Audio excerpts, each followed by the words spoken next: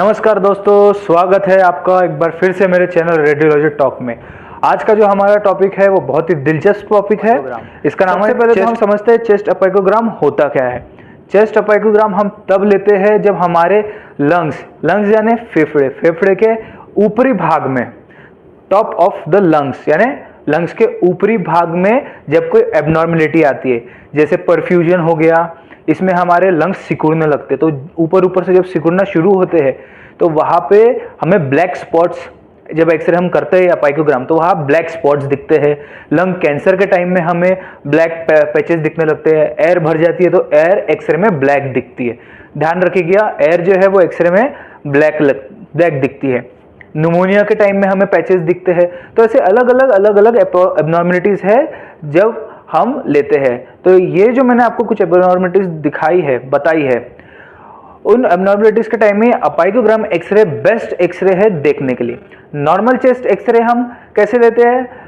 Plate के आगे, cassette के आगे हम पेशेंट को प्लेस करते हैं और फिर हम कॉलीमेटर से सेंटरिंग देके एक्सरे लेते हैं। पर चेस्ट अपाइकोग्राम के टाइम में हम 30 सेंटीमीटर कमर के साइड से पेशेंट को 30 सेंटीमीटर आगे की तरफ रखते हैं। 30 सेंटीमीटर आगे करने के बाद ये जो चेस्ट है इसको ऐसे पीछे करके कैसेट से चिपका देते हैं। शुरू कर।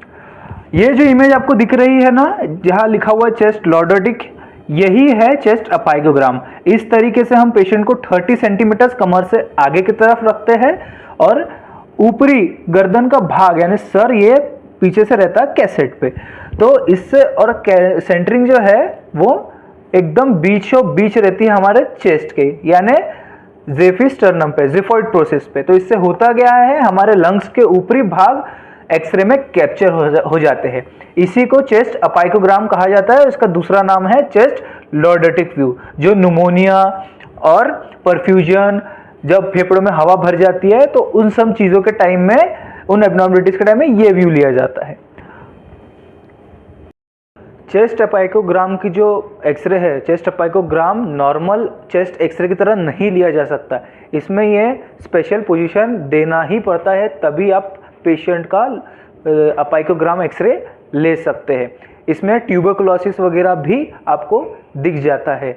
और जो अपाइकोग्राम है ये एक स्पेशल व्यू है, ध्यान रखिएगा, ये एक स्पेशल व्यू है। तो कभी भी इसको सादा एक्सरे समझने की गलती मत करना, क्योंकि कई सारी एबनॉर्मलिटीज जो हमें नॉर्मल एक्सरे में मिस हो जाती है वो चेस्ट अपाइकोग्राम में दिख जाती है। और ये जो एक्सरे है ये काफ़ी रेयरली देखने को मिलता है। जब आपके पास ऐसा कोई केस आता है जहां मेंशन किया गया हो पेशेंट की हिस्ट्री में कि ट्यूबरकुलोसिस का पेशेंट है, न्यूमोनिया का पेशेंट है, तब आपको ये लेना होता है। और ये एक्सरे जो है, ये जब आप इसकी पोजीशन देखेंगे तो पोजीशन एकदम ध्यान में रखेगा जैसे मैं दिखाया। अब इसकी एनाटॉमी की तरफ आते हैं। नॉर्मल पिछली वीडियो में आपने देखा था कि मैंने चेस्ट की एनाटॉमी बताई थी। इस वीडियो में भी मैं एनाटॉमी कुछ बताना चाहूँगा। जो है चेस्ट अपाइकोग्राम में वो एपेक्स आ जाते हैं, लंग्स आ जाते हैं, ठीक है, ब्रोंकस, हार्ट शेडो दिखता है, ठीक है, थोड़ा स्लांट दिखेगा पर दिखता है, ठीक है, रिब्स आ जाती है, स्पाइनस प्रोसेस, ट्रांसवर्स प्रोसेस इसमें हम, और क्लेविकल्स और स्कैप्यूला। तो हमें इसमें इतना ही दिखता है, और ज़्यादा डीप में भी होता है पर ये अपाइकोग्राम में एनाटॉमी नहीं दिखता।